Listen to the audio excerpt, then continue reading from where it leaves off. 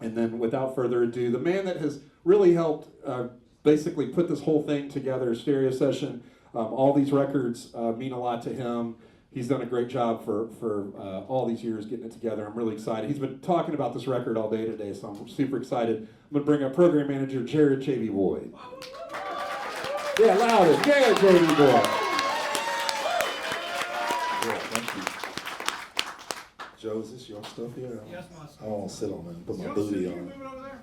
All right, I put my booty on a lot of stuff, but not that. One other quick note. We just got some seats Yeah. up here if people want to sit down. Cool. Yeah, if you're in the back and want to sit down. How's everyone doing? Yeah. Man, these things start later and later every year. I feel like I need to get back in the groove. Welcome back to Stereo Sessions Season 4, right? Season 4. I know y'all raised your hand a little earlier. Raise your hand again if you've been to one of these before. Fantastic. Good to see everybody back. Great to be back in the Memphis Listening Lab, to have the amazing support of all of our sponsors. But it's also amazing to dig back into jazz.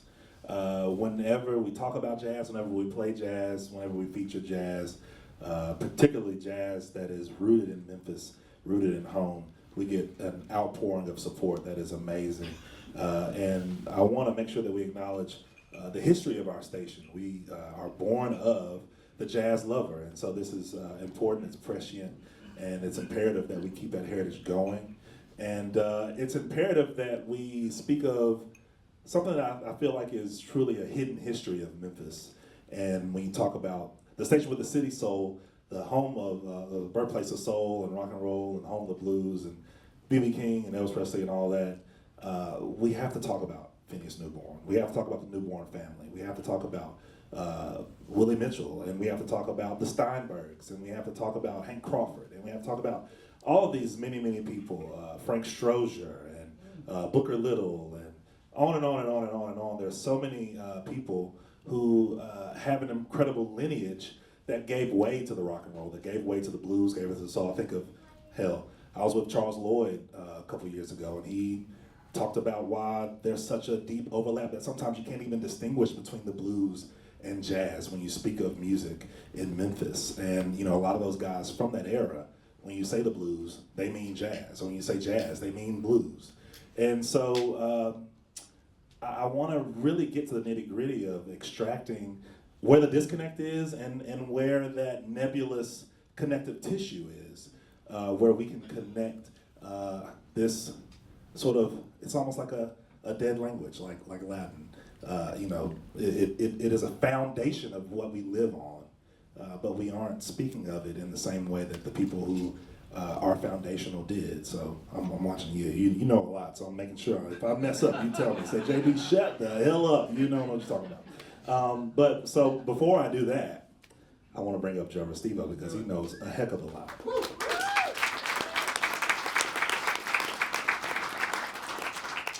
How y'all doing? Joe, last time we were here together, it actually, I'll be sure to say, it got a little weird when we did. How'd it get weird? It got weird when we did the Young Men from Memphis record. Oh, yeah. Yeah, a guy came up here and he Oh, I know. It got strange. So I want to say, don't get strange, all right? Let's all enjoy this record peacefully without, you know, the world is already crazy enough, all right? But that's not why I bring it up. I bring it up to say people are passionate about the source material of jazz, and also to say that in some ways we've been here before, in the sense that, you know, when I picked that record to do a stereo sessions on, if you weren't here, it's probably been 2 years almost now, that we did Young Men from Memphis, which is a jazz record, which is like kind of an all-star record in the late 50s. It was released on United Artists. And it has Phineas and Calvin Newborn on it. Phineas Jr., I want to make that distinction early on. Calvin Newborn, Frank Strozier, Booker Little, and several other. George Coleman. Just, Jamil Nasser, who we're going to hear tonight. I said, you know, if I'm going to pick a jazz record, let's just knock all these guys out Right. in one fell swoop, because I know that people are so passionate about jazz. If I miss any of them on this first one, I'm going to be doing jazz records for the rest of stereo sessions. And so I strategically picked that record so that we could have a deep conversation about several important players in Memphis jazz history. But there's this one guy that I that I just could not move on from, and so we need to take a deeper look because he's really important at the intersection of a lot of the different amazing things that are going on in music in Memphis and in jazz. And so I was like, if we're going to come back to jazz, we have to start with Phineas Newborn Jr. And to have a deeper conversation. When you hear that name and when you think about that evolution of this series, how do you respond to just my thought process with that? Well, first of all, I want to thank everybody for coming. And this artist we're about to listen to means incredible. He's one of my superheroes, and his brother was a literal. I'm a guitar player, if you know, if any of you are aware of that. And I'm a big jazz guitar player fan and a jazz guitar player practitioner. But Calvin was a guy I used to go see, and he made an indelible mark on me. But his brother is the man we're going to hear tonight. And oh, by the way, we're going to listen to Calvin as well. Calvin has some of the best solos on record, and Calvin's not that well recorded, but we're going to hear some great Calvin Newborn too. When you asked me about doing this, I was very excited, number one, because I'm a huge fan of Phineas Newborn. But what I want to kind of present to you guys tonight is, if you were going to pick the Phineas Newborn record to do, the obvious pick would not be this one. It would be World of Piano. It would be a contemporary album from a little bit later than this period. This record came out in 1957. Phineas Newborn ended up in Los Angeles and recording for, hopefully I'll get to talk a little bit about this stuff or give you some backstory. But he ended up in Los Angeles and recording for the Contemporary label. And the Contemporary record label was a much more jazz aficionado-oriented label. RCA, which is Phineas's Rainbow, the label that it came out on, was a big label. Elvis Presley is on this label. They have a huge country division.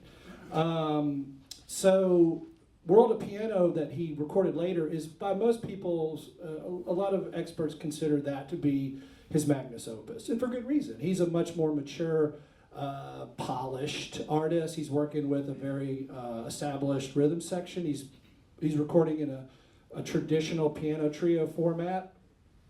So why did I pick this record?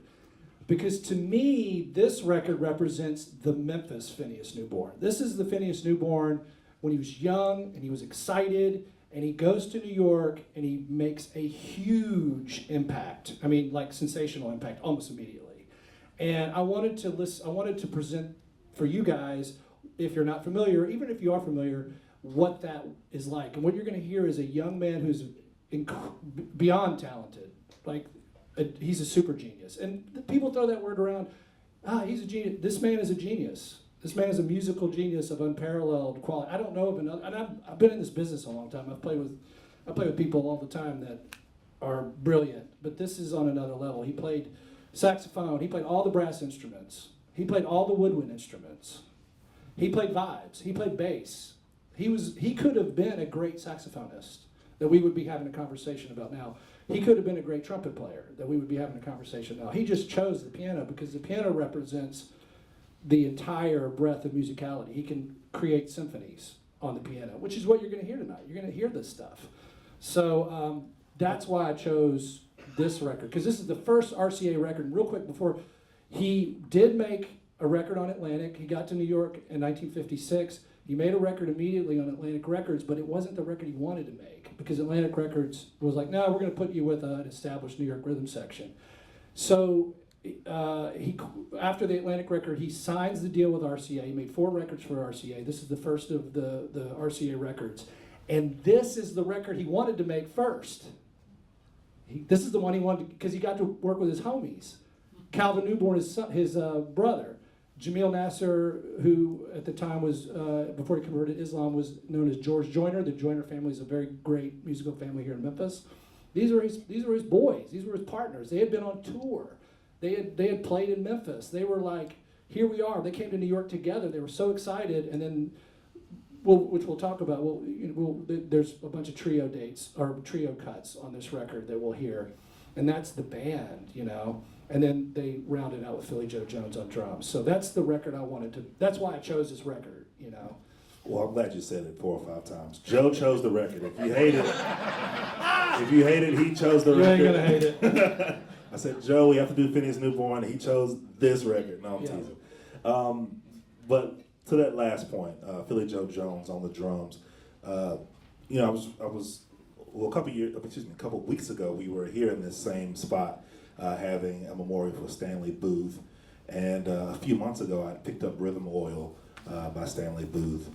Rest in peace to him. You know, David was asking me to come and spend some time with him before he passed, and I hate that I didn't get the opportunity to.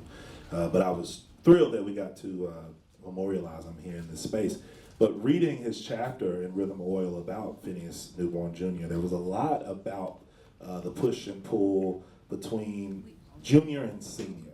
And there is overtones, not undertones, overtones about the assertion that, you know, Phineas Newborn Sr. as a drummer would have loved to have played alongside his son on this record, that his dream, his mission for having children was to have a family band, and to see his sons, Calvin and Phineas Jr., become stars in their own right, but not necessarily keep that family unit together on record, was a bit to his dismay. Do you have any thoughts on that? Well, I mean, I just have what the record, or the people that have investigated this stuff and knew the family, and I've been, to that point, how many of you guys have heard of Phineas Newborn before you decided to come? Okay, how many of you guys saw Phineas play? Okay, it's quite. How many of you knew Phineas Newborn personally? Okay.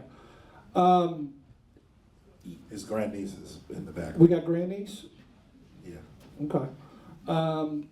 Yes, Senior was a great band leader and wanted to be a part of his son's career, his life. And I get uncomfortable speaking about, because this is very personal stuff. You know, I wasn't there. But a shout out to, I don't know if he's here, Jim Spake let me borrow Jamil Nasser's amazing book, Upright Bass, and Jamil Nasser speaks to it. So I'll kind of sort of paraphrase what he says in the book. This book is the business. Anywho, Senior went. Essentially, Phineas is like, I have to leave. He goes to Tennessee State, which Tennessee A&I, HBC school. He ends up, I think he ended up doing a year at Lemoyne. Then he goes in the Army for 3 years, from 53 to 55. So he comes back home. He goes back to the family band, the family business. Okay, think of it that way. And he's like, I gotta go. I gotta go to New York. He knows where his destiny is calling him. And his dad doesn't want him to go. I mean, by all accounts, his dad wants him to stay. We're in the family band. We got you got your brother, and but he's like, no, I got to go. So he goes to New York. His dad follows him. I'll manage you. I'll be your manager. And George Joyner at the time, but Jamil Nasser was in the B.B. King Orchestra. This man playing electric bass at the time, and a lot of great jazz musicians from here went through the B.B. King Orchestra. And Phineas goes, look, I'm moving to New York, and I want you to come with me. And he says, okay. And he's got a regular gig. He's got a job with B.B. King. He's got a primo position. He goes, all right, I'll drop what I'm doing. I'm going to move to New York with my guy, who I know is a genius, my homie. We're going to go to New York. Well, Phineas Senior comes with him, and he's going to be their manager. Well, they're in a hotel, and he's trying to work out in advance.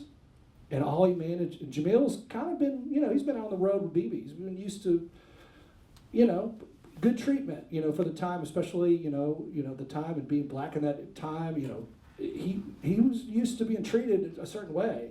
They get to New York, and Senior worked out a $10 buyout. He was like, no, man, $10 advance.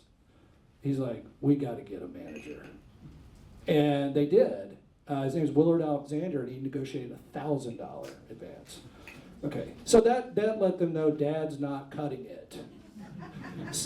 But it's heartbreaking, because how do you tell your father, hey man, you're fired? That's what happened.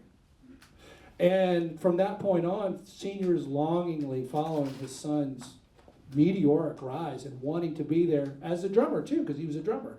But he just didn't have. He was a blues drummer.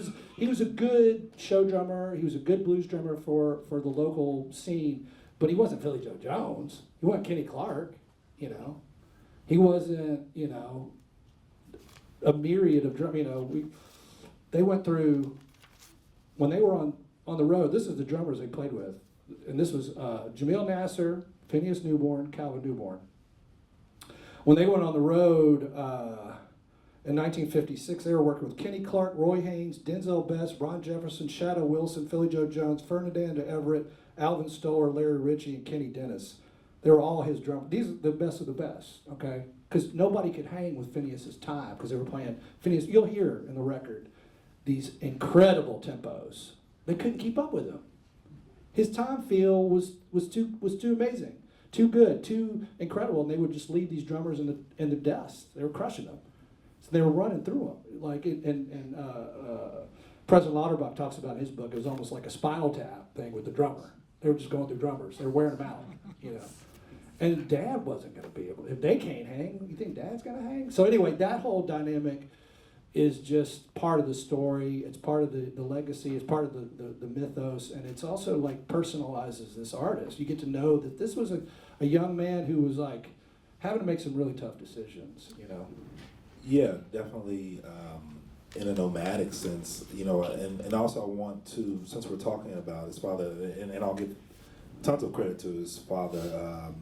He was a known quantity in Memphis. Absolutely, he had a music store. Yeah, someone who, you know, allegedly he'd sent B.B. King to mentor Calvin, to take Calvin down Right. to get his first guitar.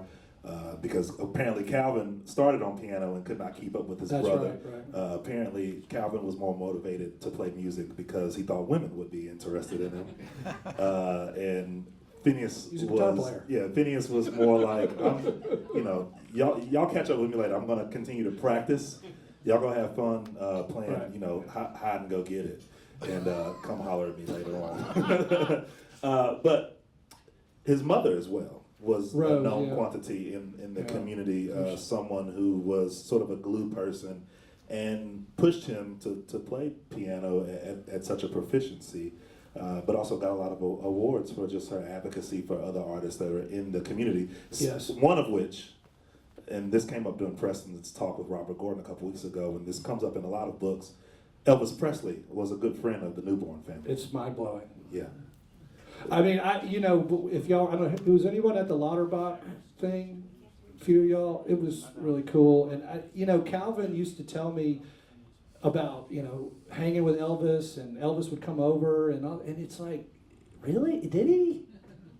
Yes, he did, because that's Lauterbach was able to substantiate all this stuff. He was able to find other people corroborating, you know, where he was, and that you know, at the Flamingo Room, for instance, or at the Mitchell Hotel, you know, that Elvis was kind of investigating, and one of the people that in the group of people that he became friends with was the Newborn family.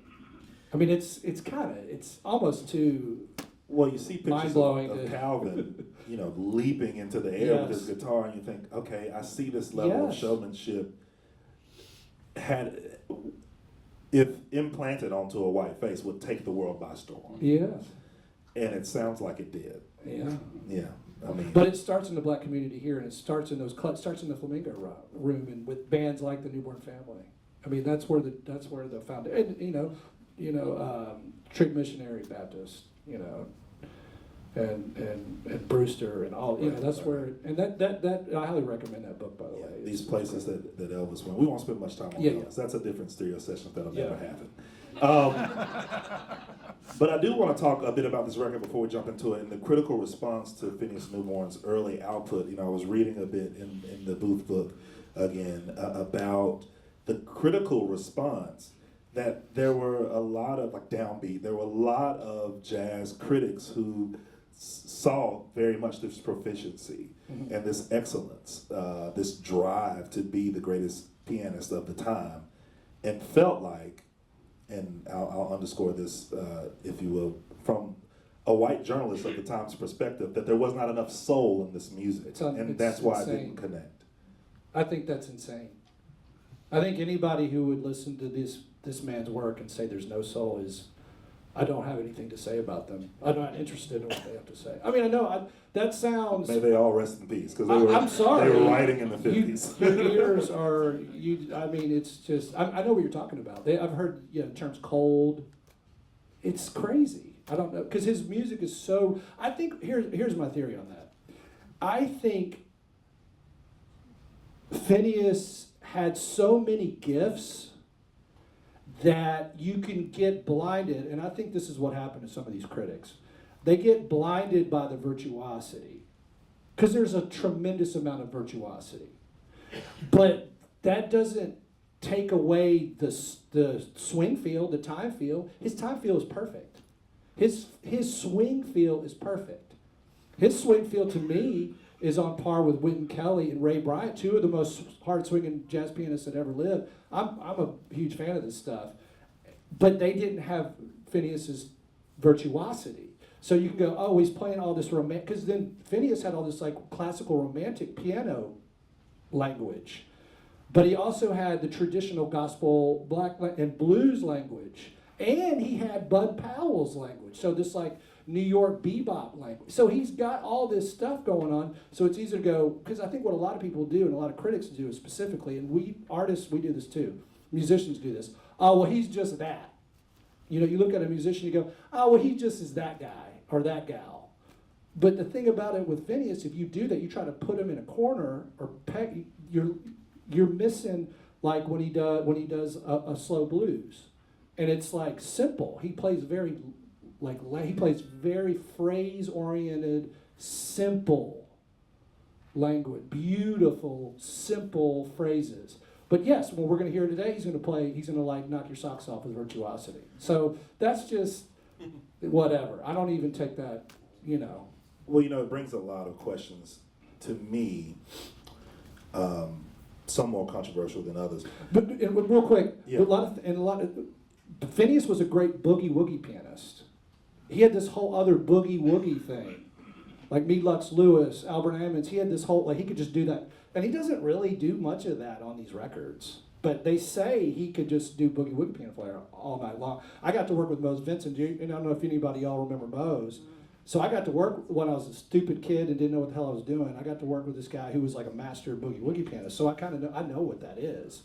And Phineas could do that all day long. So again, that's the most soulful thing, deep-rooted thing in the world, Well, it begs a few questions, at least for me in hindsight, about a music form that is uniquely American, uniquely, in some ways, rural and urban.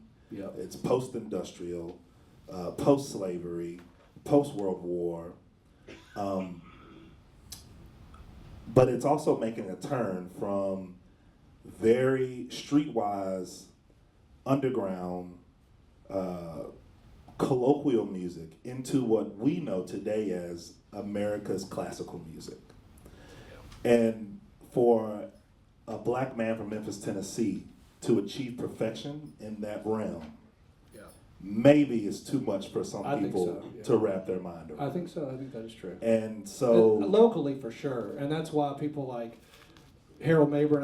When I went to school in New York, and I'd go see Harold Mayburn, and he was an acolyte of Phineas Newborn, and I remember hanging out with him, and I mean, it would literally 2 hours, like at the club drinking beer, and then we got on the subway. He's still going, Phineas Newborn, and it's like he said, "Man, I left Memphis in 1955. I'm not putting up with Jim Crow. I'm not doing that. I'm George Coleman. I'm a genius. I'm changing saxophone. I'm not putting up with this. Bye. See ya. Y'all have it. Y'all enjoy it." And luckily there were places like they could at least go to New York, and like we'll talk. I don't know if we'll talk about it, but New York was tough on Phineas. Okay, but a lot of Memphis musicians did find sanctuary there. Like we mentioned a few of them. And Phineas ended up in L.A. and was there longer, and at least we have this work still, thankfully. But he ended up coming home. But I totally understand. I would have done the same thing. And You know? it's maybe sad to think that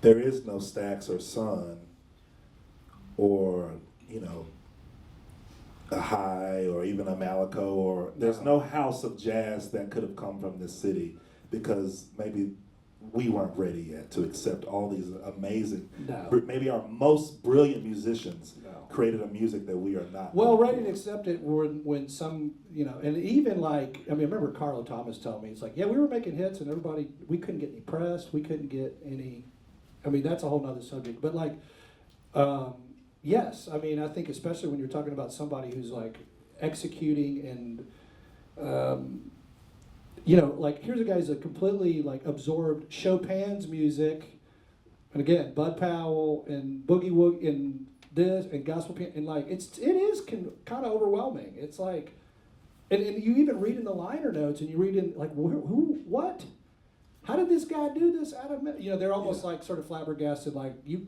like how did you, where's this guy from? Like how do we not know? Because it's like you have, because I think there's also a thought that you have to go through like sort of like an institutional thing, like you have to go through like conservatories, or it's like how could a person develop this amount of, you know, dexterity and like musical genius, you know, in Memphis?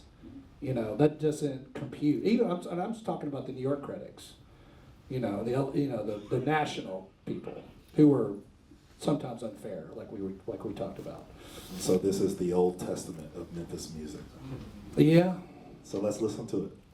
Well, can we talk a little bit about the sides? Are we going to do that? We've been talking. I think they're already listening. Well, you got a point? I know you. I know. Just real quick. I promise you, real quick. I want to make sure we get out of here. I know. Because the standard move thing was long. I want to be short. We did a bunch of side notes. I just want to at least address some of these cuts. We're going to do the first side first, right? Yeah, the first side is first. Yes. Well, I was confused because there was talk about doing. Yeah, All right. I'm just messing. All right. Teasing. The first cut is an original cut, and it is a showcase of the first cut you're going to hear is an original composition, and you're going to just this is the man. Okay, intro and it's it's fast, and Philly Joe Jones is right there playing brushes. And notice the arrangements, because Calvin and these are arranged pieces because they had been on tour they had gone on the Birdland tour. They had been working all across the country. This was a well-oiled machine. The second cut is an homage to Nat King Cole. Come to Baby Do. It is Phineas was a huge Nat King Cole fan. And this is a homage to him. The second tune is a solo piece, Stairway to the Stars, a beautiful ballad, and you're going to hear his romantic classical, you know, influences. And then the last tune on the side one is a piece by Harold Land called Land's End, and Harold Land and Phineas would end up working down the road. I've always like, how did he know about Harold Land at this point? But he was obviously very interested in Harold Land's writing at this point in 1956. So he was already in tune with some of these West Coast guys he had eventually kind of moved to LA and spent more time in LA. So that's the first side. We'll talk about the second side. Awesome break. Cool.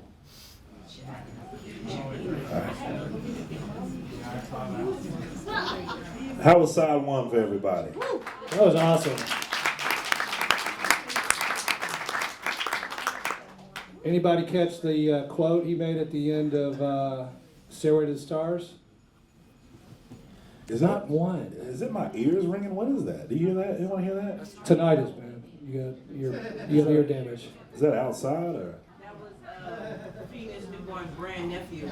Oh, my bad. I'm sorry. Hey, Oh, there we go. well, go forth, young man. You got a legacy to uphold. The next Phineas. Absolutely. I thought that was Santa Claus. Now, Phineas quoted "Over the Rainbow." Over the rainbow. He did. He would. And there's all kind of little musical puzzles throughout his thing. I mean, one thing that I noticed just from listening to that side is Phineas had like a huge dynamic range. That means he'd get real loud, he'd get real soft. And if you listen to the classical masterworks, Chopin, Rachmaninoff, Beethoven sonatas, Franz Liszt, they have big, loud, soft. But that's not typical of a lot of jazz pianists like Bud Powell. But Phineas had big, soft. And then he had color. On the piano, it's hard to make color because you're just pressing the button. It's not like a saxophone or a wind instrument. You can't bend notes like a guitar. He can create these beautiful colorations like a classical pianist. I'm a classical piano nerd, even though I'm not a classical pianist. But when I hear Phineas, that's what I hear. He reminds me of Martha Argerich or, Michelangelo. Calvin, you're a drummer. You think you can keep up with him? Probably so. Oh, okay. I believe in you.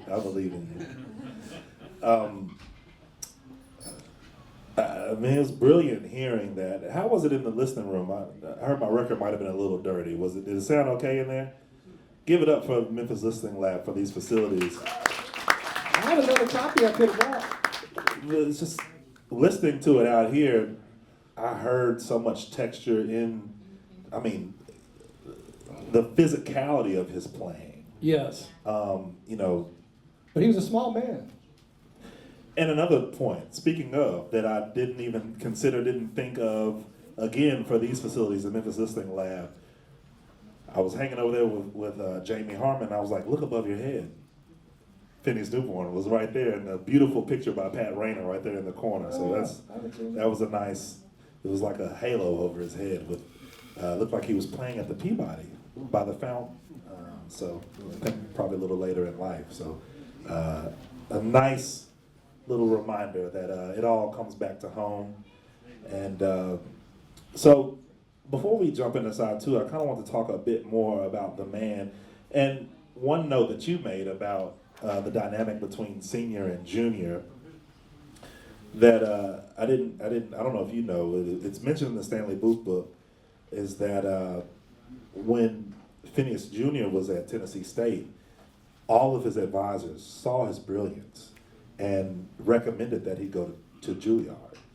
And his father said, allegedly said no, he wanted to keep the family band together. Yeah. And that was one of the big regrets of his life, Right. that he did not make that jump earlier to get his name and his sound out there.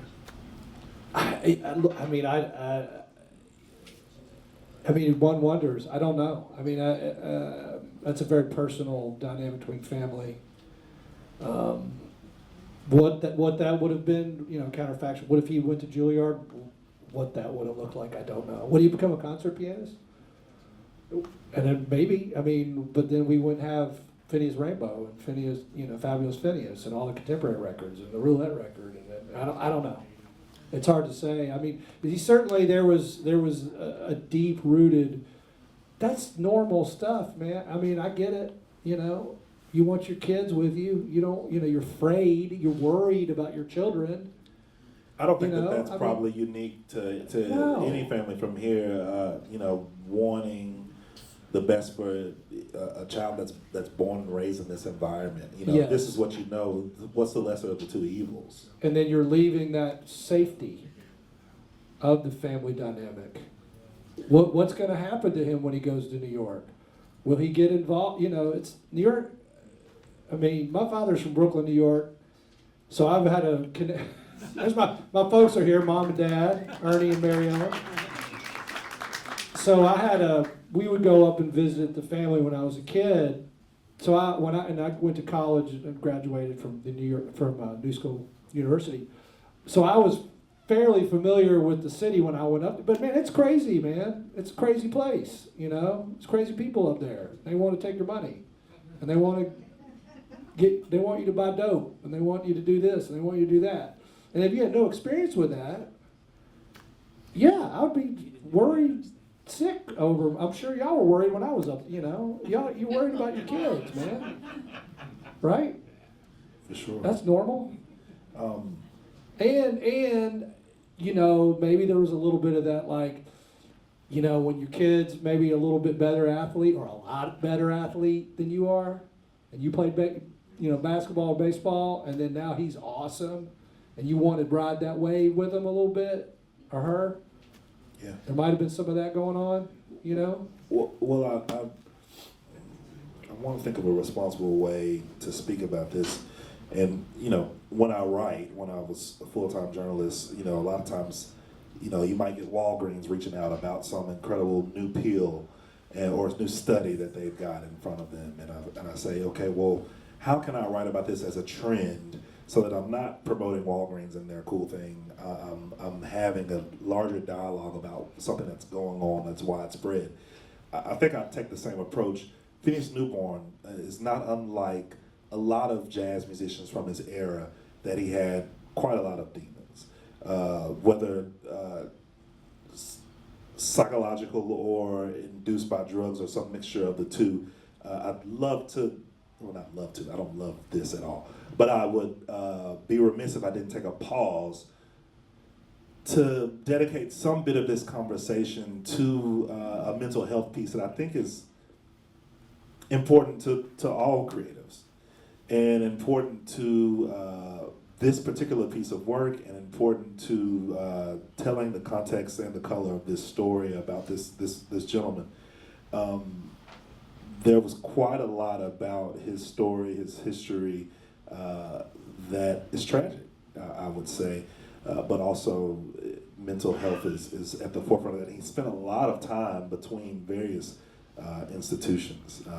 I'd say Bellevue being the most probably prominent mental health institution in our American lore. He was there at some point, or in multiple stints. You have a response to that. I'm not a mental health professional, but I can tell you I've been in the music business for a very long time, and I've seen a lot of musicians fall by the wayside. I mean, even when I was a kid, I have friends that are dead, you know, from drugs. And I know people who were perfectly fine and then maybe started, you know, doing psychedelics or whatever, and then it exploded a latent psychological issue, and then it ruined their life. I mean, these things happen, and I mean, especially when you're talking about, talk about now. Where are the resources for artists to go to if you have these issues? I'm talking about right now, not 1950 whatever, and being, you know, living in a segregated apartheid society. Where do you go to deal with this stuff? I mean, it would probably be like, oh well, man, just you're okay, have another drink, or just brush play. it off, Just play. Yeah, you know, it would just be sort of like, you know, you got to be a man, you got to just, you know, do what you got to do, you know. So yes, but you got to look at the other context of, like, he gets to New York, he gets sideways with his record company, to where they're like, hey, we're going to start garnishing your wages because we want you to be a commercial artist. We want you to be the next Earl Garner. Well, I don't want to be the next Earl Garner. I want to be Phineas Newborn. Well, we don't care what you want to be. We want you to sell records, and we let you do Phineas Rainbow and the next record. You got your now you're going to do what we want. Okay? I'm reading a book right now about the mob and the connection between the mob and the music business. I mean, you're going to do what we want. I mean, or guess what? You know, things are going to be bad for you. And what happened to him was, you know, oh, you don't want to play ball with us? Well, guess what? You're not going to work. You know, you all the management team we put together for you, that's gone. And now we're garnishing your wages. We're taking money out of your pocket. And then his marriage goes south. Well, he has a nervous breakdown. Well, there's a story that, you know, and he has to leave New York. there was a story Start over that in LA. he had an agent that was very adamant about him going on a tour far away in Europe, and Right. as soon as he got him to go, he ran off with his wife. Right, And, I've heard that story. took everything out of the apartment. He and the wife took everything out of the apartment and left them. When he came back, when Phineas returned, there was only a piano. Right. Yeah. Well, how would you handle that? I mean, the pressures of that, being young, being new to this city, you know, I mean, it was overwhelming, obviously. And then maybe you have a mental health issue on top of that. And a drug issue on top of it. And maybe you're self-medicating. You know. Another story that later in life, Atlantic wanted to do a new record with him. Fred Ford was going to help produce. Yeah, the solo piano record? Yeah, Yeah. and amidst that, they asked, you know, would the record be able to get done in Memphis at Arden, Right. or would he need to go to New York?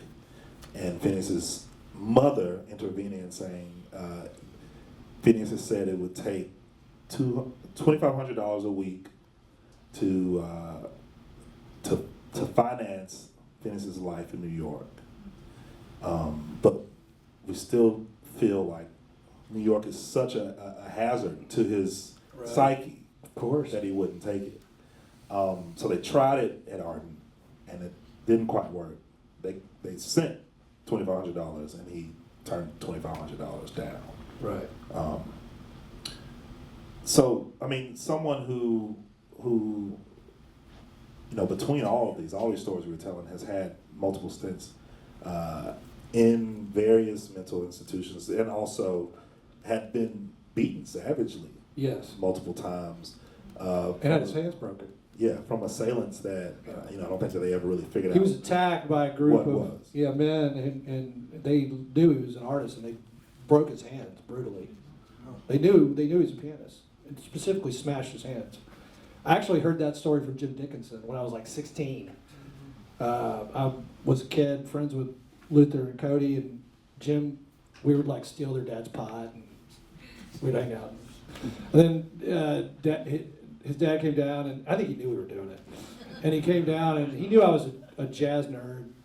I mean, he started telling me Phineas Newborn stories. And he told me that story, and he said that Phineas wouldn't go to the hospital. He'd only go to the psychiatric hospital here in Memphis because he knew it. He'd been there before. He was a veteran. He go to the And, right, VA or whatever, yeah. And they said, but they didn't like set it right or something. Like Jim told me the story, like this is 30 years ago. I don't barely remember it, but like he said something about they set it wrong, so his hands were kind of jacked up. Like he still could play, but I mean, yeah. I mean, I don't know. I try to go back to the music and his genius and his brilliance and his exuberance, and like, yeah, there's a lot of tragedy there, man. And then I don't know if it speaks to like, because I think one time, I think it's easy to go, oh, well, he's a flawed man, he's weak. And it's like, man, how would you deal with this? How would you deal with this? On top of being brilliant. And then you're a when you're brilliant and you have all of this that you want to get out, that you want to, in some orderly way, make real for people to share like beauty into the world, but there's commerce involved with that. Yeah. That is almost at adversity with it. Sure. Like how can we package all that amazing stuff and put it on a record that people will buy? That's what go out to the RCA wanted streets to and- do. Yeah. Yeah. And so it's like we acknowledge that you're special, but we have to make McDonald's out of Yeah. I believe No that. I think Earl Garner was an example that they might wanted to turn him into because he was a very successful artist, and clearly Phineas didn't want to do that. Also, I wanted to that point is like people like I've only met a couple. There's not many of these guys, but like the one if you do, I've met I played with this one guy on Beale Street. Man, his name's Andre Stockard. Perfect Pit. Y'all know Andre? Anybody? Man, this dude. He hears music. It's like boom right there. And like cats like that, they feel more than you do, like average. You know what I mean? Like they feel things like it's more intense. It's like everything's up, times. That's why he does that. That's how he's able to do this stuff. Because he's absorbing information on a much bigger level. And so when the information is like, hey man, you need to do this and you need to do that, we need to make money, and hey, and then now we're going to put you into an institution, and now we're going to do shock therapy, and now we're going to fill you up with drugs, and there's all racism all around. I mean, what do you? It's not that. If you actually think about it, and again, if you've been around artists of that, near this caliber, it's a miracle actually. Lived as long as he did and did what he did. Actually, it's actually a testament to his strength in a lot of ways that he made. He made 2 records on Atlantic. He made 4 records on RCA. He made 4 records on Contemporary. He made, that's a pretty great body of work, Absolutely. Yeah.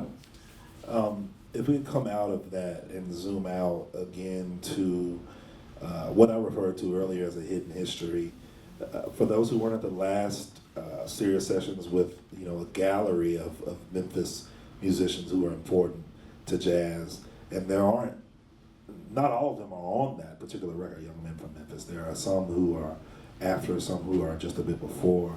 I mean, could we speak to this entire legacy? I mean, I think of people like Mogul Miller, who was in a class of his own.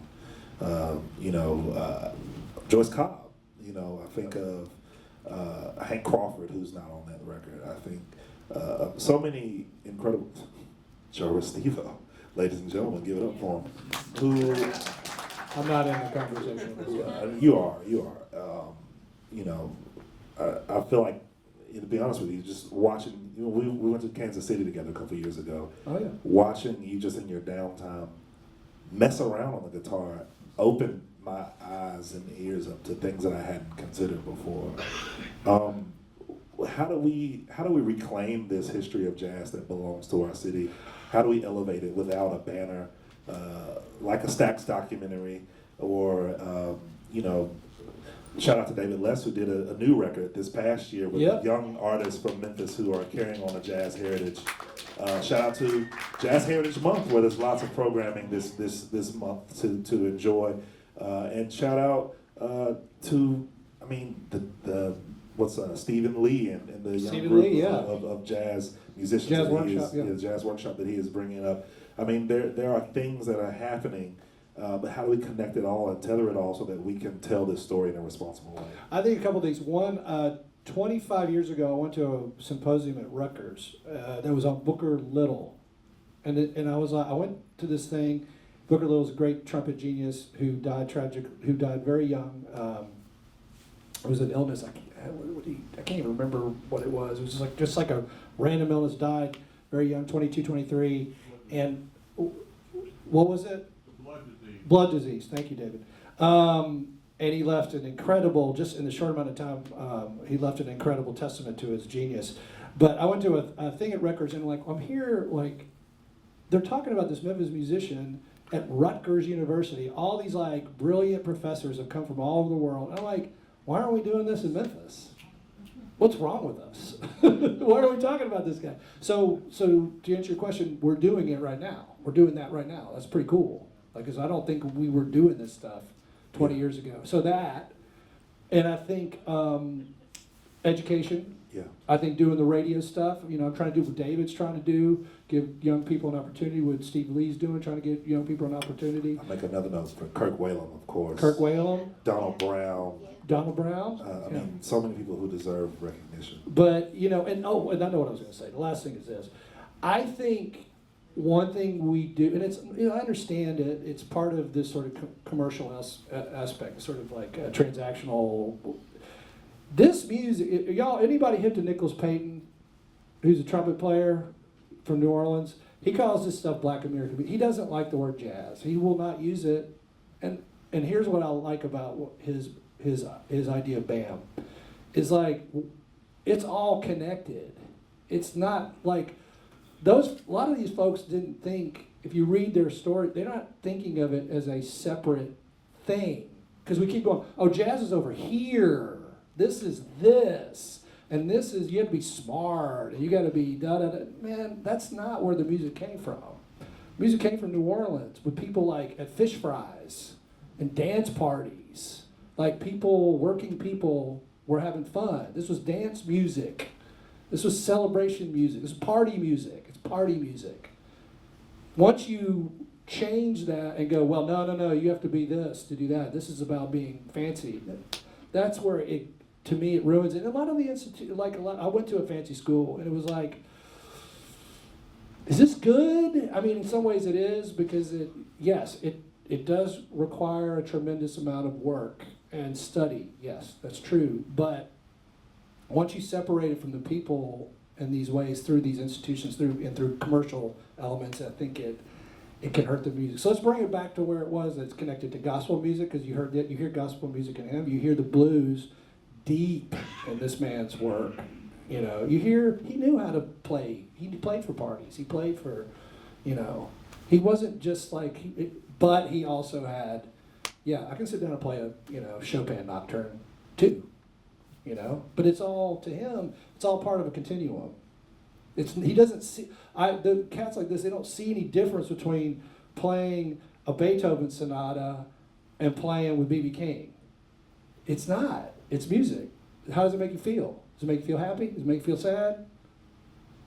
That's art. That's all it is. It's not about anything else than that.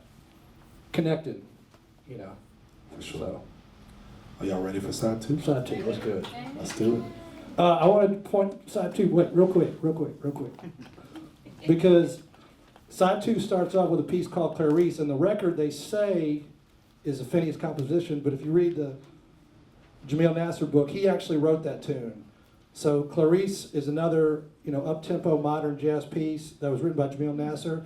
Then a beautiful ballad by George Shearing called She, which I haven't found too many other examples of. So it's a very rare recorded piece. Tintindio is next, which is a trio piece, which is a very Latin Chano Pazzo piece.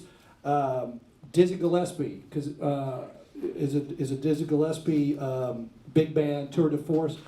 Phineas Newborn loved Dizzy Gillespie. He recorded Manteca, World of Piano, and he recorded this. So he's a huge Dizzy Gillespie fan. Autumn in New York, which is a great ballad. We loved it because he was in New York. Hey, we'll do Autumn in New York, one of my favorite Songs songs. performed that as well, didn't One of my favorite songs about New York. And then he ends it, man, the last song on the record is crazy. Tour de force. He starts off it's What Is This Thing Called Love, which is like a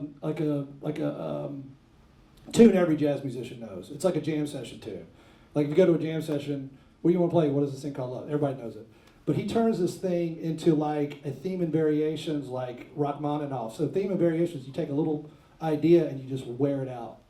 You just keep changing and morphing and growing, reducing, whatever. So he does, what is this thing called love? And he's like doing all that.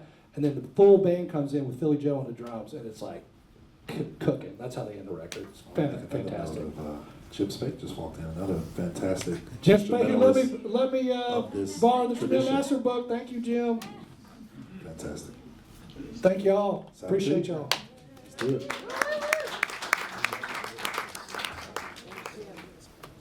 All right, yes, if you have side B, you go in the room, but we'll probably break. We're going to break after that, so let's give a huge round of applause to Joe and a huge round of applause to JD, and we'll be back next month. But yeah, please join us. We're going to listen to side B out here and also in there, and we'll be up here talking about it after, or well, informally.